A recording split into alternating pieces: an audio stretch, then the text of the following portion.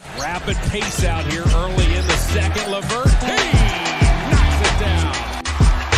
Rondo's on the run. Stops, hits Love. Love fires. Cavs reset with a fresh 14. Under 3 to go in the half. Garland works on Holiday. Lost it for a moment. Shovels to Mobley.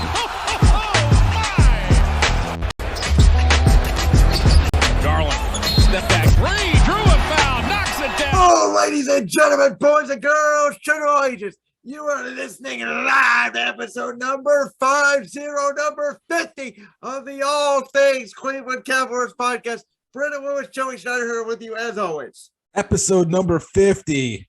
Brandon, 50 episodes. Unbelievable. We've only missed a couple. You missed, I think you actually have only missed one. I missed one episode. One due to COVID, and I missed 2 due to Three, vacation. I believe. Maybe a third, but episode number 50 of ATC. Everyone, thank you so much for listening to us.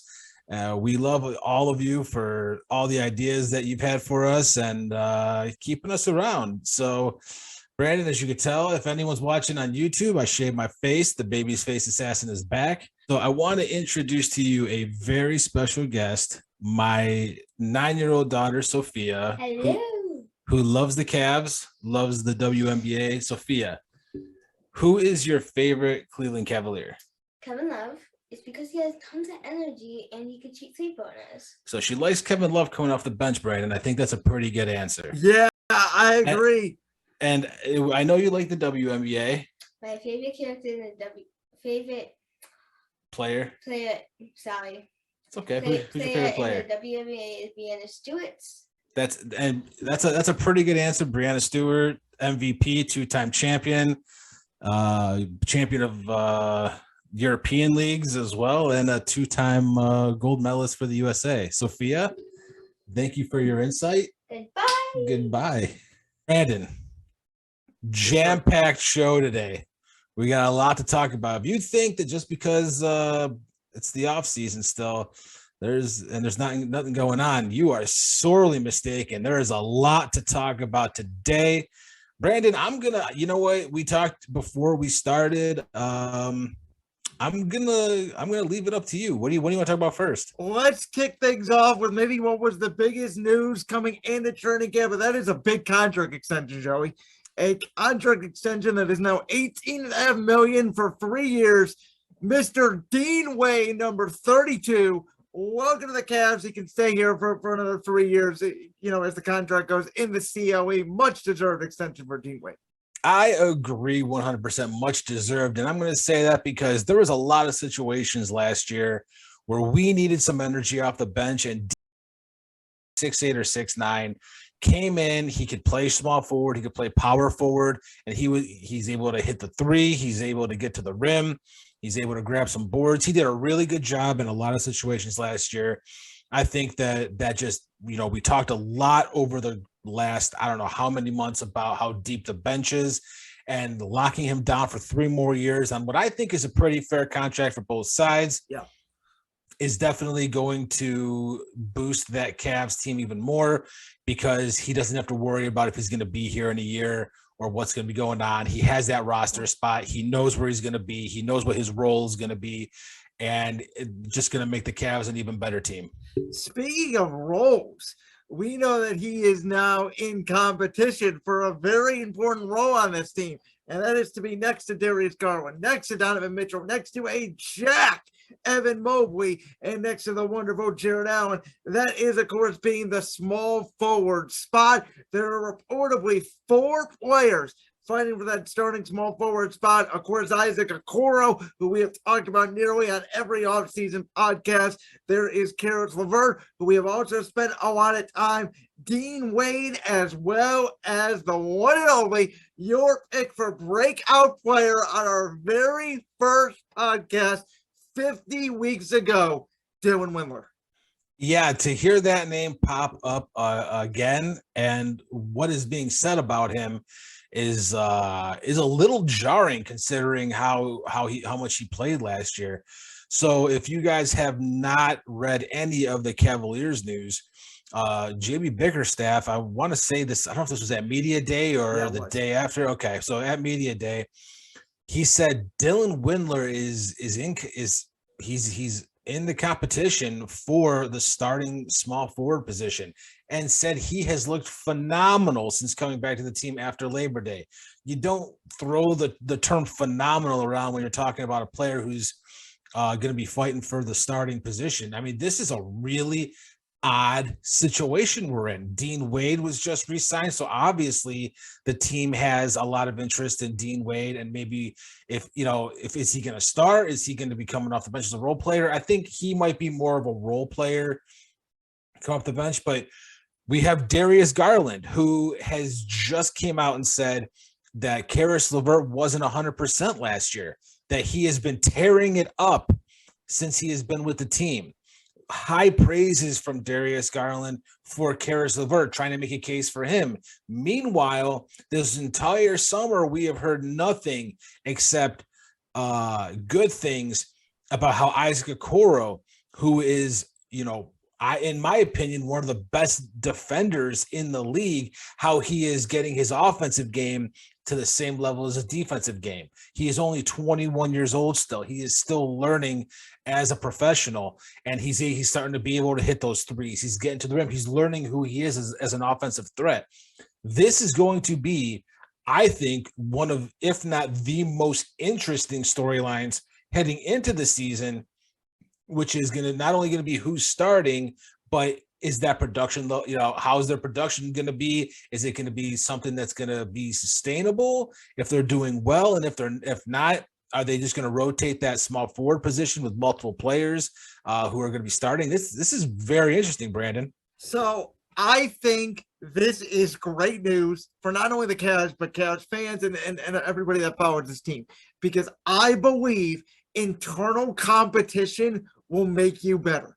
We just talked about it. The Cavs have 4 guys, and this, by the way, may be part of the reason why they dealt Lauri Markkanen in the Colin Sexton deal to get Donovan Mitchell, because they may know that they have 4 guys who I think legitimately have a shot to win this small forward position. And we talked about it a lot. The NBA today is really positionless basketball. The Cavs don't really have a quote-unquote starting unit and a bench unit, though, as we know, 5 players start, but they don't have, 5 players on, 5 players off. They kind of rotate them in and out with the starters and the bench. So to me, just necessary, because let's say, for example, Isaac Okoro gets the starting nod to begin the season. One, that doesn't necessarily mean he's going to play the most minutes. And 2, it doesn't necessarily mean that he's going to, keep that starting spot throughout the season. You're right. I think production will come. I think eventually somebody is going to separate themselves from the pack, but it may also, depend on matchups. We're facing a team that's very good offensively. You may want to put, a LeVert or a Dean Wade in there because you think you're going to need more production offensively. If you're facing, a really good small forward like a LeBron or a Kevin Durant, or you may want to have your best defender, which is by far Isaac Okoro out there. So you talked about, very early in the summer, versatility. That's what this is for the Cavs. And I think no matter what, who's starting or who's coming off the bench, all of these guys are going to have a role on this team. And it's really exciting to hear that, hey, they really like Dean Wade, because you don't give a guy 3 years and over $6.5 million to just sit on the bench and do nothing. He's going to play. We already know the stories about Okoro, LeVert, and then if Dylan Windler, who we have all, let's face it, we all know Dylan Windler has talent. He can knock down the 3 ball. He has made some big shots. It's just the fact of him staying healthy. So there's certainly a lot of options. Now, some of that could be a bad thing, right? Sometimes too many options is a bad thing. But I think this is really good, especially when you are going into training camp. And boys, fight it out, and we're going to see who takes over this small forward spot internally. I love it. I agree with you 100%, Brandon. Competition just breeds greatness, and this Cavs team is ready. Donovan Mitchell himself has said that he wants to compete for a championship right now. He thinks that they can, and I'm excited that is what he wants to do. Now, kind of staying on the Donovan Mitchell subject, he has he had some questions kind of coming in about his defense. and he said that he never really he can play defense, but he never really showed it off in Utah. And I don't know if I really like that answer a whole lot, just because you always want to play defense.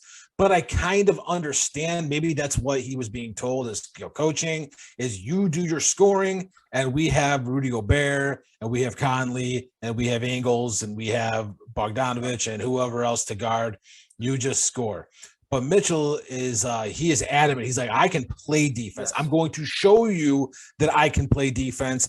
And this team is going to be not just an offensive-minded team, but a defensive-minded team as well, which they were last year. But with Mitchell, if he puts his money where his mouth is and he plays lockdown D, which he has shown flashes of in Utah, not much, but he has shown flashes that he could be locked down when he needs to be, then this team is going to be even more better for it. And definitely he is showing an initiative and not just coming in and trying to fit in, which he has. He's been to the Browns game, and I think he's been to some Guardians game. He's definitely been around Cleveland and getting the fans behind him, which we already were. The minute that he got traded, we were already behind him. But he's saying all the right things, and now I want to see him back it up on the court because I know the type of player he is, and I know that he can. And if he plays defense, this team is, like I said, to be all the more better for it. And quite frankly, very scary because we know that this team offensively is going to be a juggernaut, but I think defensively they can also be a juggernaut as well. With star athletes where maybe that they are in one place and they don't do something well and there's a knock on them and that's why they get traded or something else happens, and then they go to another place and they do that thing that was knocked on them. They do it absolutely flawlessly. So yes, there was a lot of concern about Donovan Mitchell's defense when he got traded to the Cavs. Though I think having Evan Mobley and having Jared Allen, having those two twin towers in the middle, back him up with Darius Garland by his side, I think that alone will help him.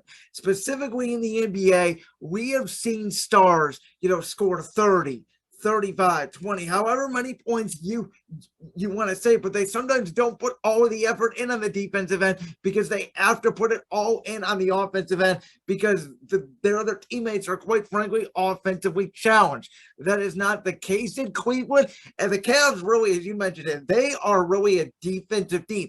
JB Bickerstaff is a defensive mind. The Cavs were top 5 in points allowed last year. They were only 22nd in scoring. Ideally, if you can get that scoring up, we know JB Bickerstaff likes his dogs. We know that they like their guys to get down and dirty, play good defense. We saw what this team is capable of with, a little bit less talent, if you will, without Donovan Mitchell last year. Donovan Mitchell was a huge addition to this team. He is going to play defense, I believe. You are going to see, I don't want to say a reborn Donovan Mitchell on the defensive end, but you're going to see an inspired Donovan Mitchell on the defensive end. I am not worried about it at all. I think he's going to fit right in, and I do think playing defense in the NBA is contagious. The teams that play defense, play defense. The teams that do not play defense, do not play defense. And the Cavs do play defense, and I'm telling you right now, the way JB Bickerstaff coaches, I don't care how good you are offensively. If you cannot play defense on this Cavs team, you're not going to be playing that much on the floor. Yep. And I mean, and a truer statement has not been said about the Cavs. If you're not playing defense, you're not going to be on the floor that long. But this team now, the way that they are constructed, they are built equally for offense and for defense. I think you're going to see a huge shift defensively this year, and that is going to help propel them into one of those top 6 seeds for the playoffs. So they don't have to worry about the play-in anymore. But Brandon, kind of sticking on defense a little bit. There are rumors that are swirling around. Here come the rumor mills again. The rumor mills churning. Jae Crowder, who was released by the Suns, a mutual parting of ways. It sounds like the Cleveland Cavaliers are interested in bringing him back. He was here in the LeBron era. Things did not quite work out. and it sounds like the Cavs are interested in bringing him back. I kind of want to start this one off, if that's okay with you. Go ahead. I loved Jae Crowder. I love his game. Jae Crowder is a dog. When we have had episodes we have talked about, we need that dog mentality. Yes. We need some, but the problem is he was on a team with LeBron and his ISO ball. So I don't think that his game meshed well with the way LeBron was kind of running things in Cleveland. LeBron was the focus. He got everyone involved, but it didn't seem like a fit. And as you have said, and if you have not read Brandon's article, this was a little while ago, but it was a phenomenal article for Cleveland Media about how chemistry in the NBA matters more now than it ever has before. Go and check it out. But Jae Crowder is a chemistry guy. He is somebody that when you need an enforcer, when you need a defender, he is that guy for you. He will get in people's faces. He will make sure that if someone gets by you, he is in their face before they get to the rim. He can still hit the mid-range. He can hit the three. He's a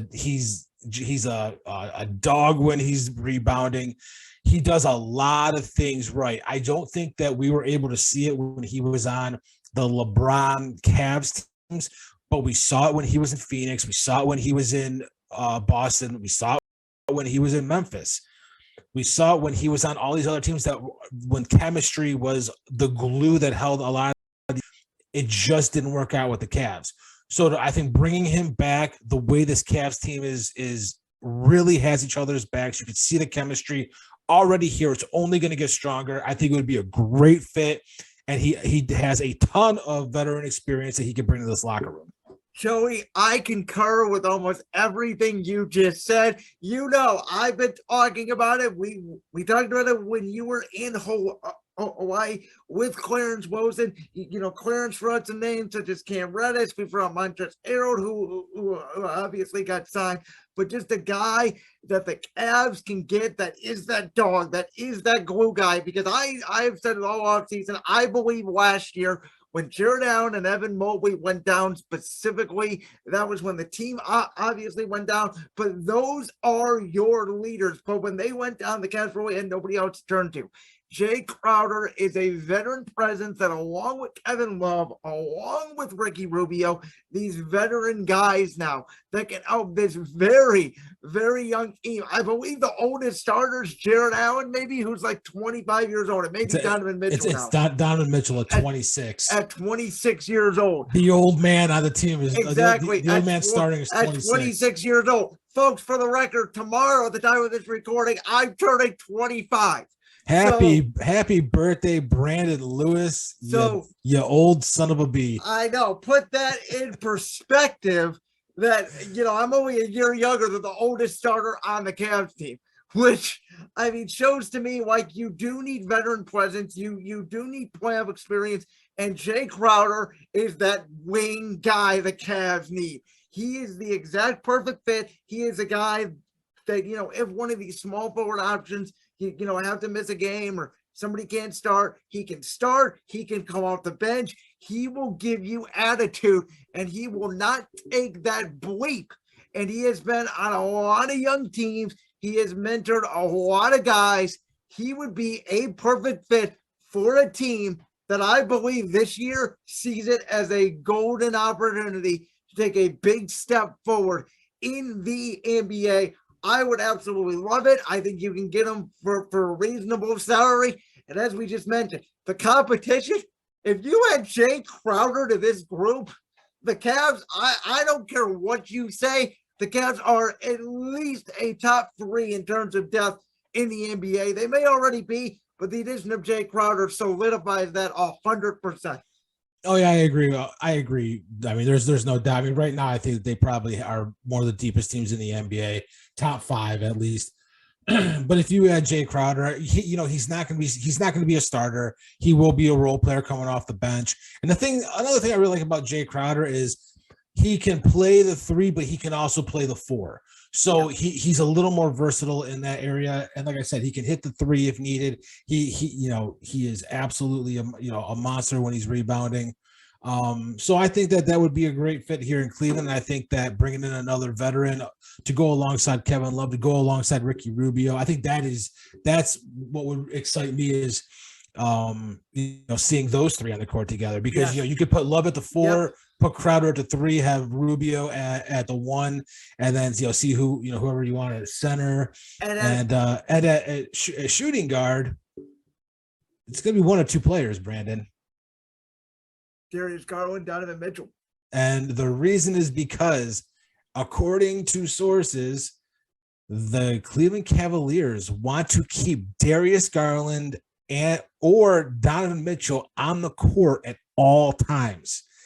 I'm not sure how I feel about this. I want to get your take on this. Yeah. So when I read this, Joey, the first thing I thought of, it sounds like to me they're going to do the same thing as they did last year, where there is not an exact, starting unit, bench unit.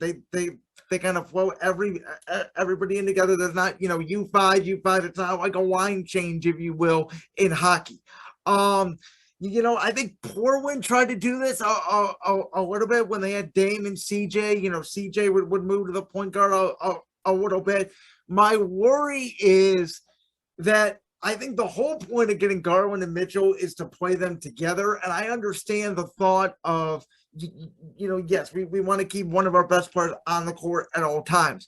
But when it's money time, when it is in the fourth quarter, are one of those 2 guys going to have enough reps together that they can make it through the whole game? Are you not wasting, but are you giving a valuable energy either in that second or third quarter, when somebody else could come in and maybe just give you a few minutes to rest? Now, my question about this is this only because Ricky Rubio is out and they feel like one of those 2 guys could be the backup point guard and not NATO until Rubio, I guess comes back, and then maybe they integrate Rubio a little bit more? That was kind of my thought too, because, as we mentioned, we're going for this list, Rubio, LeVert, Robin Lopez, we know is going to be off the bench. Kevin Love, there's really only one more spot there, coming off the bench once Rubio gets back.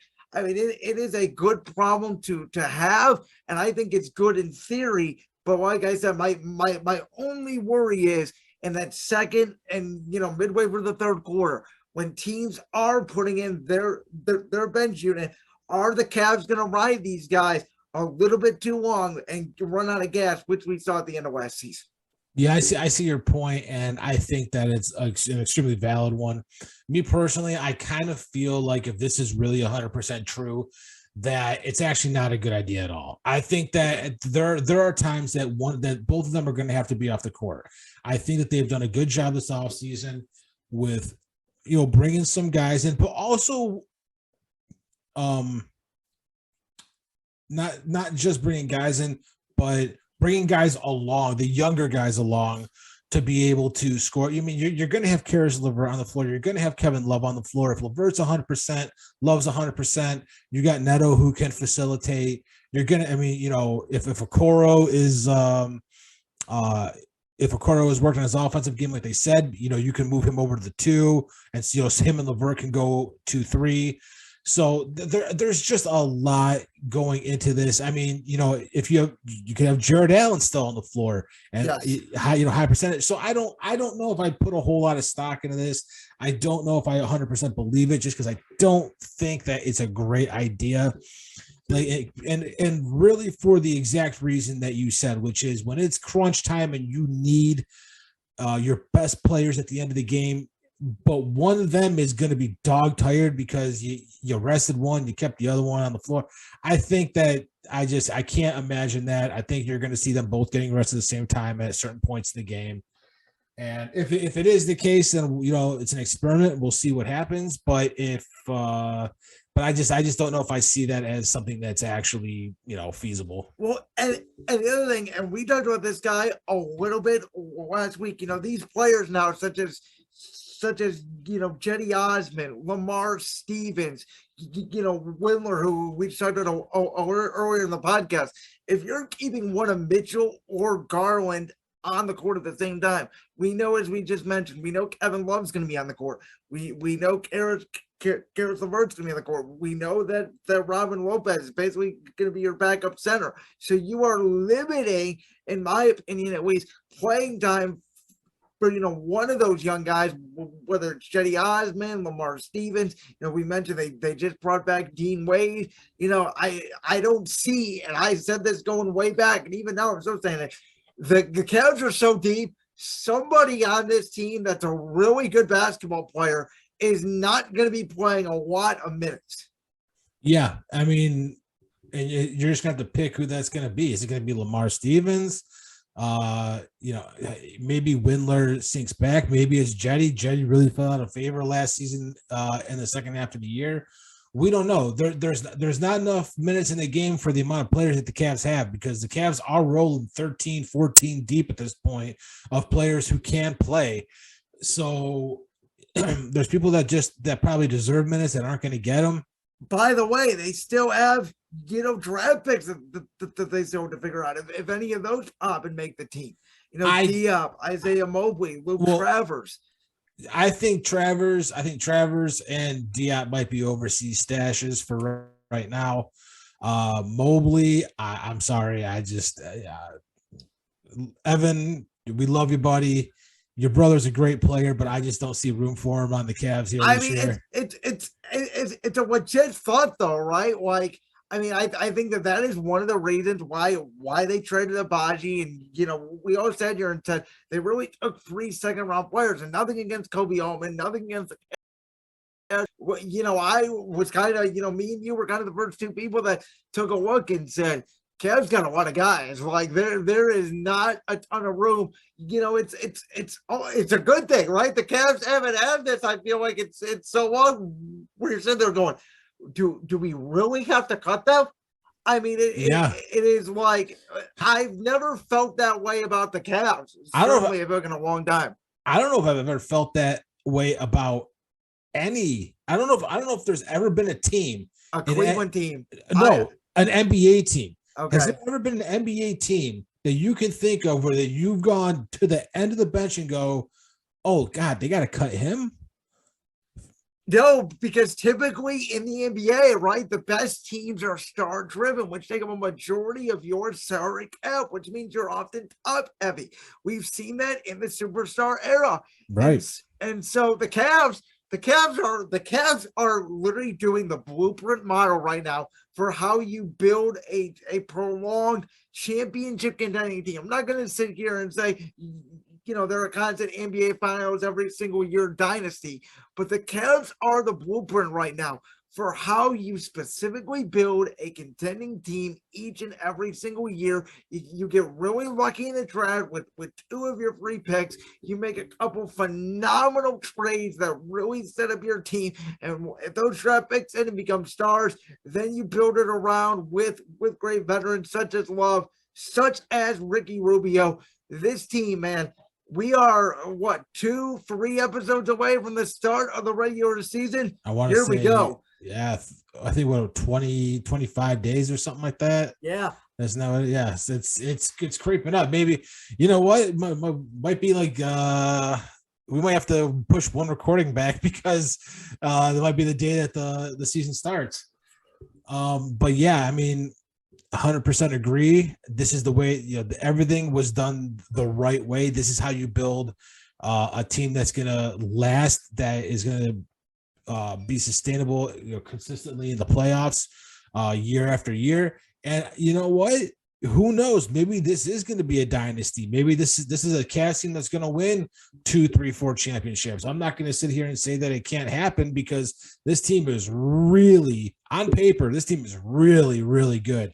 And when you start taking into account everything that's being said about all these players and how much better they're getting, holy God! I mean, the way people are talking about Dylan Windler now is like he's like the next Gordon Hayward when he was an All-Star. So Isaac Okoro is looking like Jordan apparently.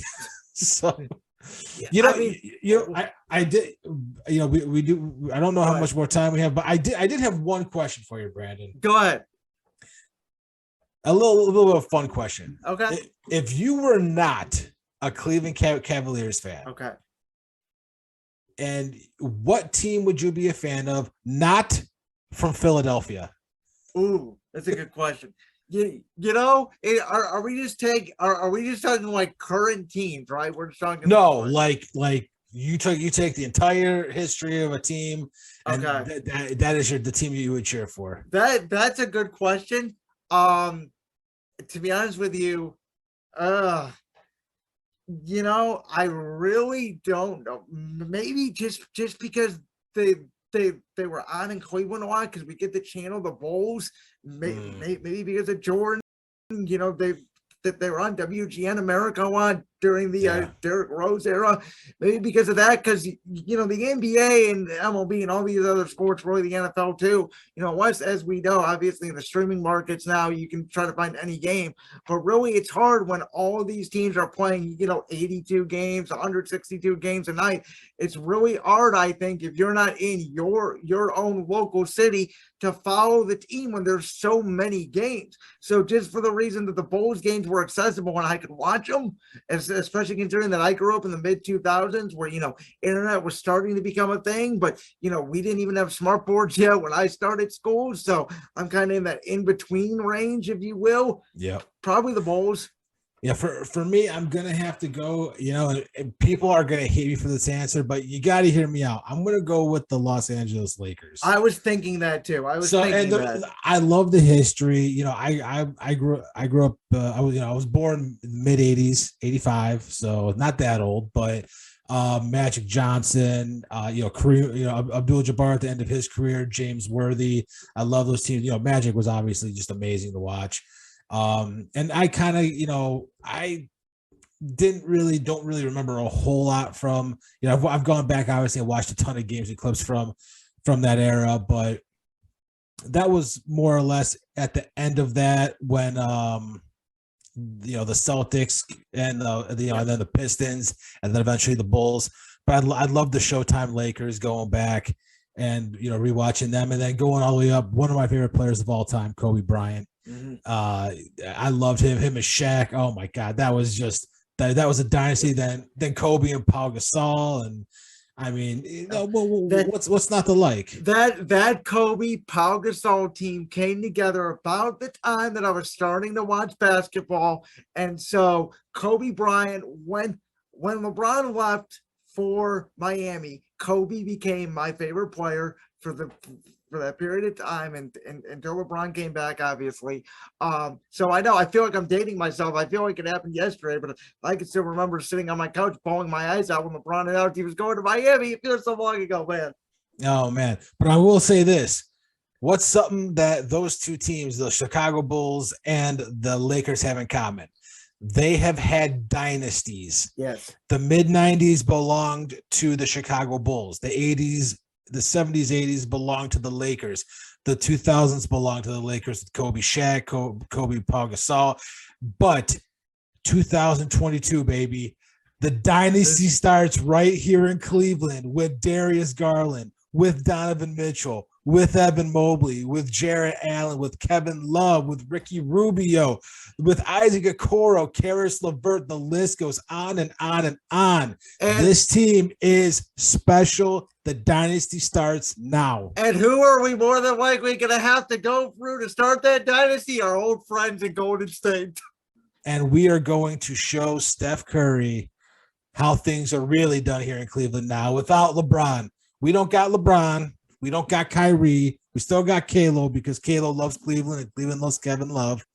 My daughter obviously loves Kevin Love, but we're going to show them that, you know what, you're getting a little up there. You still might be one of the best shooter in the league, but we got some shooters too, and we're going to bury them.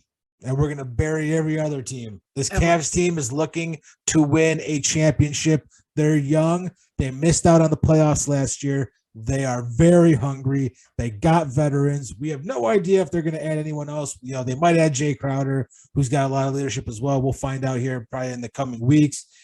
And I will tell you, Brandon, this team seems primed to make a run. Well, Joey, guess what? Next week, we're going to have a little basketball to talk about because it is the first preseason game. And you don't care about preseason. You're right. I don't. That's why I made the joke, because we're going to finally have a meaningless basketball game to talk about, as we will be approximately 2 weeks away from when the real season starts up north in the border. Evan Mobley, Scotty Barnes. First game of the year, October 19th in Toronto. We'll be ready for it, as, of course, all you fans will. Thank you guys so much for listening to today's episode. Make sure to follow us on Twitter at All Things Cavs. Want to give a huge shout-out to the Guardians of the CLE podcast, who will now officially be covering a playoff team. Shout out to the Cleveland Guardians for clinching the AL Central, the youngest team not only in Major League Baseball, but in AAA as well. A phenomenal story, as well as, of course, our Brown and Orange Weekly podcast with the Browns, pile driver, professional wrestling, Believe What Prep, all things high school sports. October is going to be a crazy month, and we'll be right here in the middle of it with the Cavs starting up as well. Brandon, that was a whole lot to say. You got through it like an absolute champ. I'm very proud of you. But there's still one thing left to say. Let them know.